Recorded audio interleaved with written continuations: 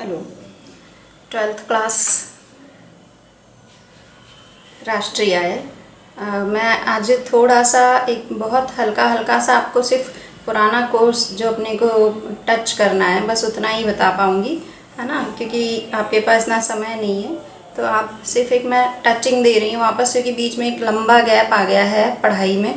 तो वापस से हम अपनी पुरानी चीज़ों को थोड़ा सा रिकॉल करने की कोशिश कर रहे हैं बस। ठीक, तो आज मैं पहला चैप्टर आपका जो है समष्टि अर्थशास्त्र, उसका राष्ट्रीय आय वाला पोर्शन में आपको थोड़ा सा बता रही हूँ कि राष्ट्रीय आय क्या है। तो राष्ट्रीय आय का मतलब क्या है कि आपके किसी भी देश में एक वर्ष में जितने भी देश के अंदर प्राकृतिक संसाधन हैं, मानवीय संसाधन हैं, उन सब का उपयोग करके एक वर्ष में जितना भी उत्पादन हो रहा है ना, वस्तुओं का, सेवाओं का, उन सब का मौद्रिक मूल्य जो होता है उसमें अगर विदेशों से प्राप्त आय को हम जोड़ दें तो ये होता है राष्ट्रीय आय। ठीक, तो पहली चीज़ ये दिमाग पर रखिए। दूसरी, अब हमें इसी से संबंधित कुछ एक कॉन्सेप्ट और अच्छा, इसमें एक चीज़ और बताना चाहूँगी मैं कि यहाँ पे स्पेशल क्वेश्चंस आते हैं 3 अर्थशास्त्रियों को लेके, एक मार्शल, पिगू और फिशर। तो इन तीनों पे आप थोड़ा ध्यान दे लें, है ना। तीनों की अपनी परिभाषाएं हैं और उनकी विशेषताएं हैं, उनके गुण दोष अपने हैं, वो थोड़ा सा ध्यान रखिएगा। फिर मेन चीज़ हम आते हैं कि इसमें एक कुछ कॉन्सेप्ट हैं, कुछ अवधारणाएं हैं। उन अवधारणाओं को बहुत आसानी से समझने के लिए मैं कुछ आपको शब्दों पे जोड़ दूंगी। जो पहला शब्द है राष्ट्रीय आय। राष्ट्रीय आय आपको समझ में आ गया ना। पूरे देश में हमारे जितनी भी आय हो रही है, हमारे भौतिक और मानवीय संसाधनों को लेके, प्राकृतिक संसाधनों को लेके जितनी भी आय प्राप्त होती है, उसमें जब हम विदेशों से प्राप्त आय को जोड़ते हैं तो ये राष्ट्रीय आय हो जाती है। ठीक, दूसरी चीज़ आती है घरेलू आय। अब घरेलू का मतलब सिर्फ हम ये समझ लें कि घरेलू मतलब कि घर के अंदर। अब घर के अंदर यानी मेरा घर क्या है, अगर मान लो मैं भारत में रहती हूँ तो मेरा घर क्या है, मेरा घर भारत है। ठीक, तो भारत में जितनी भी आय अंदर हो रही है, जितना भी उत्पादन हम कर रहे हैं, है ना, जितनी भी आय हम उपार्जित कर रहे हैं, सिर्फ घर के अंदर, है ना, सिर्फ एक देश विशेष के अंदर होने वाली आय जो होगी, सिर्फ हम उसी को घरेलू आय कहेंगे। ठीक है, इसी घरेलू आय में जब विदेशों से प्राप्त आय जुड़ती है तो ये बन जाती है राष्ट्रीय आय। ठीक है, तो ये 2 चीज़ें क्लियर हो गई। अब हम आते हैं तीसरी चीज़ पर। एक 2 शब्द हमें और बार बार आएंगे, सकल और शुद्ध।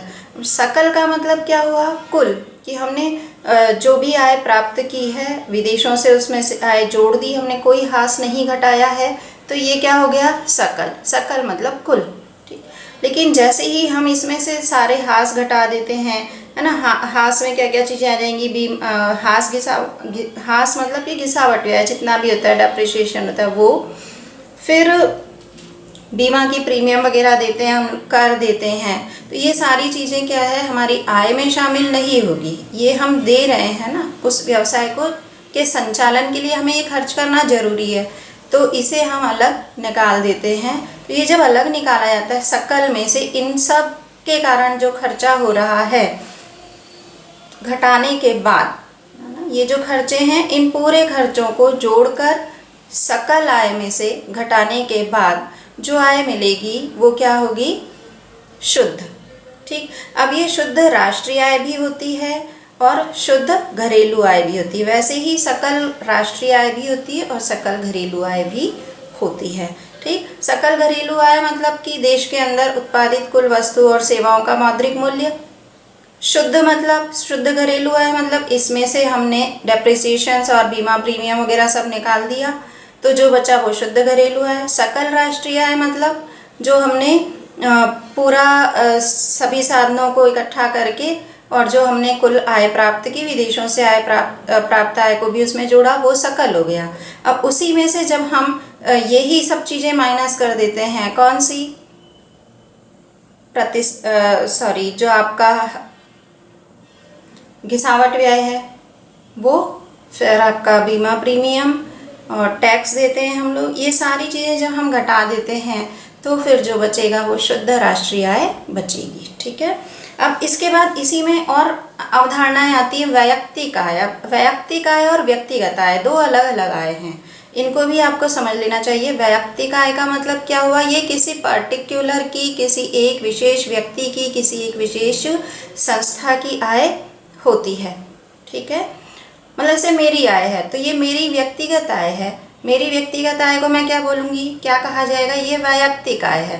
तो हमारे देश में बहुत सारी संस्थाएं काम कर रही हैं, बहुत सारे लोग काम कर रहे हैं, ये सब वैयक्तिक आय कहलाएगी। ठीक, प्रति व्यक्ति आय अलग हो जाती है। प्रति व्यक्ति आय एक प्रकार का हम कहें तो वो औसत हो जाती है। पूरे देश की जितनी भी कुल राष्ट्रीय आय हमारी हुई है, उस कुल राष्ट्रीय आय को अगर हम हमारे देश की जनसंख्या से भाग दे देते हैं तो जो बचता है, जो भागफल आता है, वही भागफल हमारा प्रति व्यक्ति आय होता है ना। जब प्रति व्यक्ति आय देखते हैं, मान लीजिए कि हमारे देश की आय जो है वो 65,000 प्रति व्यक्ति आय है, तो एक्चुअल में ऐसा होता तो नहीं है कि 65,000 रुपये हमारे आसपास अगर हम देखें तो सभी लोगों को 65,000 रुपये मिल नहीं रहे। लेकिन ये और क्या है, ये सिर्फ एक एवरेज है, ये कि हमने पूरी जनसंख्या को अपने पूरी जनसंख्या से हमारे देश की राष्ट्रीय आय को भाग दिया, तो ये एक एवरेज निकाला हमने। जैसे आपकी क्लास के लिए मेरे को औसत निकालना होता है कि आपकी 12th क्लास में मान लीजिए कि 40 बच्चे पढ़ रहे हैं और वो 40 बच्चों की उम्र का मुझे औसत निकालना है, तो क्या करूँगी, मैं पूरा जोड़ूंगी सबकी उम्र को और जोड़ने के बाद 40 से भाग दे देंगे। तो बिल्कुल वही प्रोसीजर यहाँ पर है। तो प्रति व्यक्ति आय मतलब कि हमने राष्ट्रीय आय जो हमें कुल प्राप्त हुई है, उस राष्ट्रीय आय को हमारे देश की जनसंख्या से अगर हम भाग दे देते हैं तो ये बन जाता है प्रति व्यक्ति आय। ठीक है, तो वैयक्तिक आय और प्रति व्यक्ति आय दो बिल्कुल अलग अलग अवधारणाएं होती हैं। ठीक, इनके आप सूत्र भी याद रख लीजिएगा, सूत्र बराबर दिए हुए हैं, उन सूत्रों को बराबर ध्यान रखिए। ठीक, अब इसके बाद हम आते हैं राष्ट्रीय संपदा की तरफ। राष्ट्रीय संपदा और राष्ट्रीय आय। राष्ट्रीय आय को अगर मैं कहूँ कि राष्ट्रीय आय एक प्रवाह है और नदी के जैसे बहती रहती है, वहीं जब राष्ट्रीय संपदा की हम बात करते हैं तो राष्ट्रीय संपदा स्थिर रहती है। ठीक है, वो एक स्टॉक बन जाता है। उस स्टॉक में अगर हमारी प्रति व्यक्ति आय में वृद्धि हो रही है, हमारी वैयक्तिक आय में वृद्धि होती है, राष्ट्रीय आय में वृद्धि होती है, तो ये स्टॉक धीरे धीरे बढ़ता जाता है। ठीक, लेकिन राष्ट्रीय आय क्या है, कंटिन्यू निरंतर चलने वाला एक प्रक्रिया है और वो बराबर चेंज होती रहती है। मेरी इस साल की जो हमारे देश की राष्ट्रीय आय है वो पिछले वर्ष के बराबर हो ऐसा ज़रूरी नहीं है, वो निश्चित रूप से बदल जाएगी, है ना। अगले साल फिर कुछ और राष्ट्रीय आय होती है, तो हर साल हमारी राष्ट्रीय आय जो है उसमें परिवर्तन आते रहते हैं, उसके बहुत सारे कारण होते हैं। तो ये राष्ट्रीय आय और राष्ट्रीय संपदा ये दो अलग अलग कॉन्सेप्ट हैं, इन पर बराबर ध्यान रखिएगा। इसके बाद मेन क्वेश्चन में जो आ सकता है वो है राष्ट्रीय आय का महत्व। तो राष्ट्रीय आय हर देश, जैसे मैं अपने देश की राष्ट्रीय आय निकाल रही हूँ, है ना, हमारा देश भारत जो है वो अपने देश की राष्ट्रीय आय निकाल रहा है, पाकिस्तान अपने देश की निकालेगा, चीन अपने देश की निकालेगा, ईरान अपने देश की, अमेरिका अपने देश की, ब्रिटेन अपने, सभी राष्ट्र अपने अपने देश की राष्ट्रीय आय ज्ञात करते हैं। और ये राष्ट्रीय आय हर वर्ष में सिर्फ एक बार ज्ञात की जाती है, ये भी हमें ध्यान रखना है। हर देश सिर्फ वर्ष में एक बार राष्ट्रीय आय ज्ञात करता है। तो राष्ट्रीय आय ज्ञात करने का फ़ायदा क्या है, क्यों ज़रूरी है ना। मैं हमेशा जब बोलती हूँ कि आपको जब भी किसी का गुण और दो गुण देखने हैं तो हमें उल्टा सोचना चाहिए। अगर ये नहीं मालूम होता हमें तो हमें क्या प्रॉब्लम आती, तो हमें ये प्रॉब्लम आएगी कि हमें मालूम ही नहीं पड़ेगा कि हमने विकास किया है या नहीं किया है। ठीक है, तो ज़रूरी है कि अगर हम चाहते हैं कि हमारी आर्थिक प्रगति हो रही है या नहीं हो रही है, तो ये जानने के लिए मुझे हर वर्ष राष्ट्रीय आय का मालूम होना ज़रूरी है। ठीक, फिर हम नागरिक हैं देश के, हमें भी ये मालूम होना चाहिए कि हमारा देश प्रगति कर रहा है या नहीं कर रहा है। कर रहा है तो कौन कौन से क्षेत्रों में हम प्रगति कर रहे हैं, कहाँ पर हमारा विकास ज़्यादा हो रहा है, कौन कौन से क्षेत्रों में। ठीक है, तो इस प्रकार से अगर हम आर्थिक प्रगति की बात करें तो राष्ट्रीय आय हमारी आर्थिक प्रगति को बताता है। दूसरा जो महत्व इसका है कि ये दो देशों में, दो जगह में, है ना, हमारे ही देश के दो विभिन्न स्थलों में, दो विभिन्न समयों में हम तुलना कर सकते हैं। ठीक, कि दो देशों की अगर हमें तुलना करनी है तो हम ये पता कर लेते हैं कि दूसरे देश की राष्ट्रीय आय क्या थी पिछले वर्ष और उनकी इस वर्ष की राष्ट्रीय आय क्या है। उन्होंने कितनी प्रगति की, हमारी राष्ट्रीय आय पिछले वर्ष कितनी थी, इस वर्ष हमने कितनी प्रगति की। तो इस प्रकार से समय के अकॉर्डिंग देखें या जगह के हिसाब से देखें।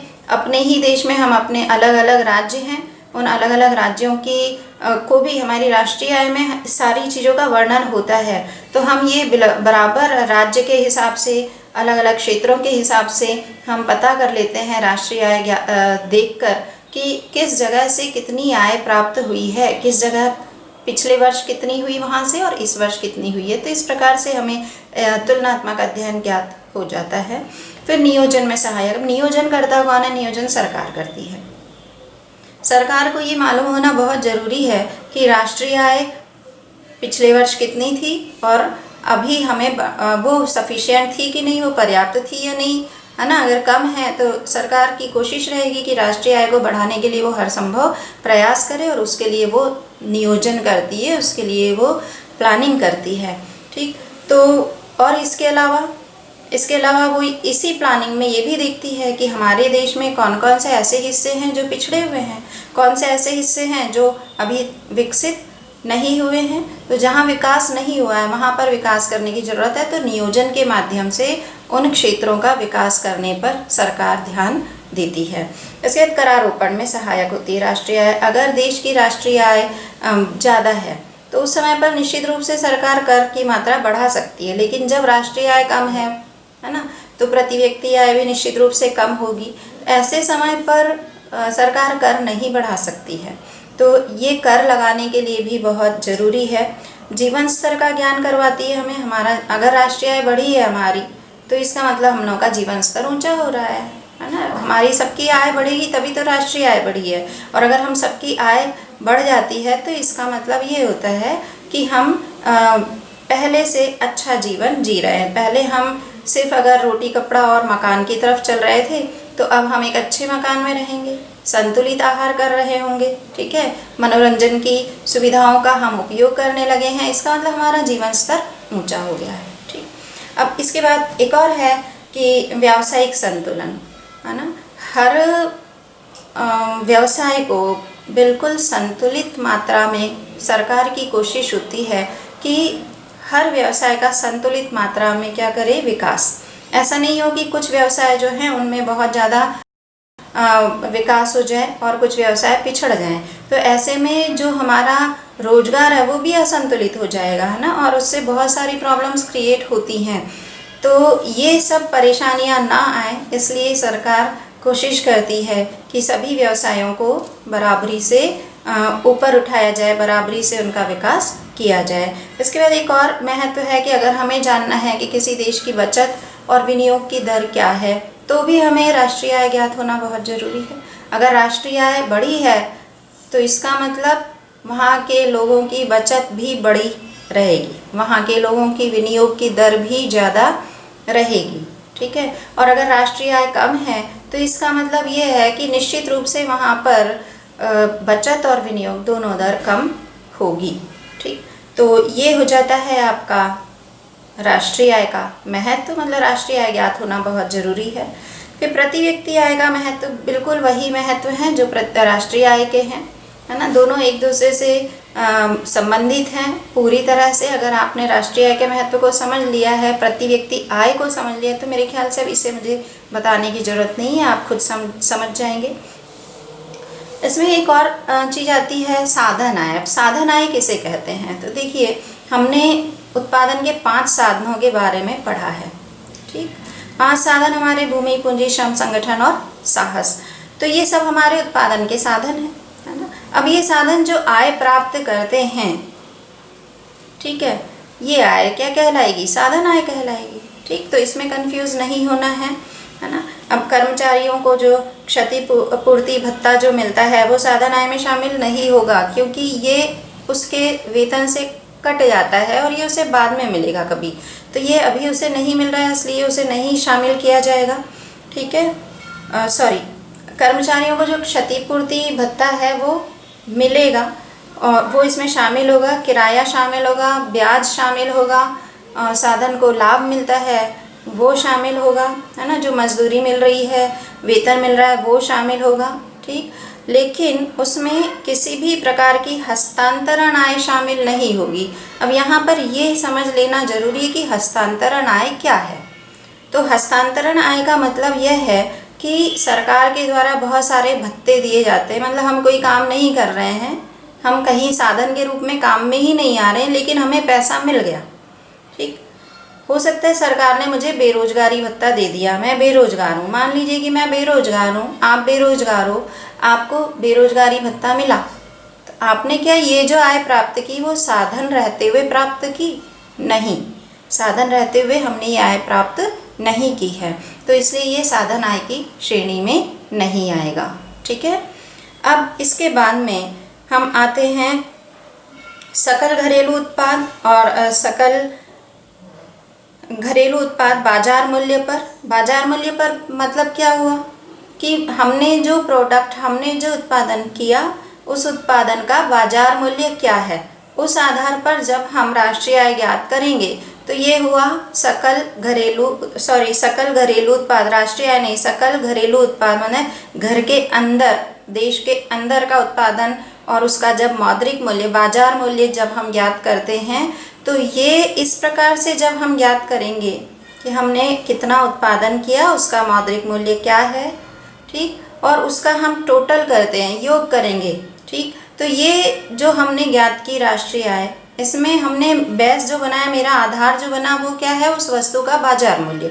तो ये बाजार मूल्य के आधार पर ज्ञात की गई घरेलू आय।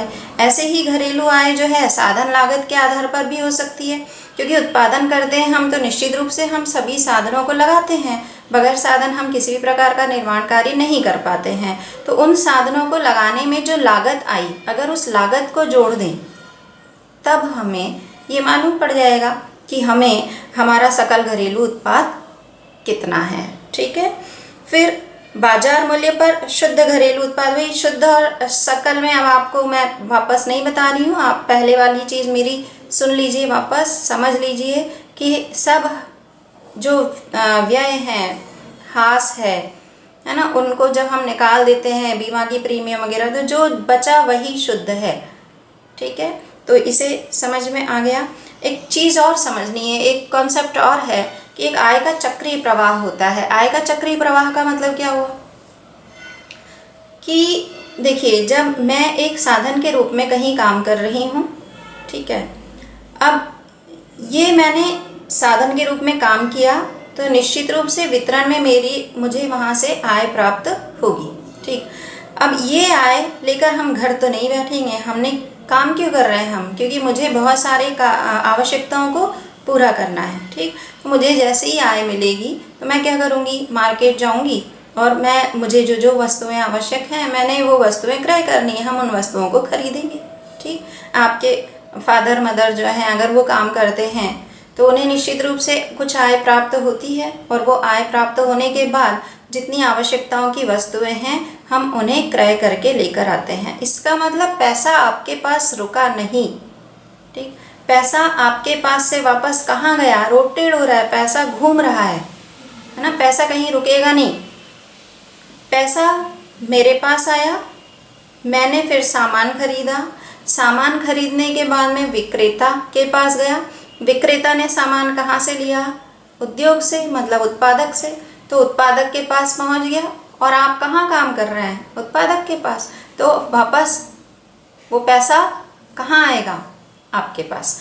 तो या हम अगर उत्पादक से शुरू करें तो उत्पादक काम कर रहा है, काम करवा रहा है आपसे, वो आपको साधन को पैसे देता है, साधन बाजार जाता है, वस्तुओं पर क्रय करता है, वो मूल्य के रूप में जो मुद्रा व्यय करा वो विक्रेता के पास गया, और विक्रेता के पास से वो वापस उत्पादक के पास आया। तो ये जो सर्कल है ये कहलाएगा आय का चक्रीय प्रवाह। ये होना बहुत ज़रूरी है। अगर ये नहीं होता है, मान लीजिए कि हम खर्च ही नहीं करें, तो खर्च नहीं करेंगे तो क्या होगा, अर्थव्यवस्था गतिहीन हो जाएगी। ठीक है, तो एक कॉन्सेप्ट ये ध्यान रखिएगा। और बाकी एक और मेन चीज़ है, इसमें 3 रीतियां हैं इसको कैलकुलेट करने की। राष्ट्रीय आय जो है उसे हम कैसे कैलकुलेट करेंगे, कैसे हम राष्ट्रीय आय की गणना करेंगे, तो तो उसकी 3 रीतियाँ हैं। पहली रीति है आपकी मूल्य वृद्धि रीति या मूल्य वर्धित रीति, है ना। इसमें क्या होगा कि जैसे कोई वस्तु प्राथमिक क्षेत्र से हमने ली, द्वितीय क्षेत्र में जब वो आती है तो हमने जो मूल्य दिया वो प्राथमिक क्षेत्र वाले को दिया, है ना। मान लीजिए 5,000 रुपये दिए, आपने गन्ना लेके आया, 5,000 रुपये मूल्य आपने वहाँ पर दिए किसान को, ठीक है। अब 2,000 रुपये आपने प्रोसेस करके उससे शक्कर बनाई, ठीक। तो कॉस्ट क्या हो गई शक्कर तक लाने में 7,000, ठीक। तो अब हमने 5,000 पहले जोड़ा, फिर हम 7,000 जोड़ेंगे, ऐसा करेंगे तो प्रॉब्लम आएगी, है ना। ये तो 12,000 हो गए, जबकि एक्चुअल में अभी तक कॉस्ट हमारी कितनी है, सिर्फ 7,000 है। 5,000 कृषक को दिए हैं और 2,000 हमने प्रोसेस किया है शक्कर बनाने के लिए, ठीक। अब शक्कर को मार्केट तक पहुंचाना है, तो मान लीजिए कि 3,000 रुपये और खर्च हो गए मार्केट तक पहुंचाने में। अब शक्कर जो अंतिम वस्तु है जो क्रेता के पास पहुंच रही है, वहां तक जब वो पहुंचती है तो एक्चुअल में जो वृद्धि हुई है मूल्य की, है ना, सिर्फ 5,000 की हुई है। 5,000 तो उसका बेसिक प्राइस था, प्राथमिक मूल्य था जो हमने किसान को दिया था। उसके बाद में जो मूल्य वृद्धि हुई वो कितनी हुई है, 2,000 प्रोसेस करने में और 3,000 मार्केट तक पहुंचाने में। तो ये इस प्रकार से ऐसा गणना अगर हम करते हैं तो ये कहलाएगी मूल्य वृद्धि रीति, ठीक है। इसके बाद फिर है एक आय संगणना रीति। आय संगणना रीति का मतलब क्या हुआ कि जितने भी साधन हैं, है ना, पूरी अर्थव्यवस्था में हम सभी या भूमिपति हैं या श्रमिक हैं या फिर हम वेतनभोगी हैं या हम साहसी हैं या हम पूंजीपति हैं, इन 5 के अलावा छठा कोई हमारे पास में कार्य नहीं होता है। हम सभी इन 5 कार्य में कहीं ना कहीं फिट हो जाते हैं, ठीक। तो हम सब साधन के रूप में काम कर रहे हैं।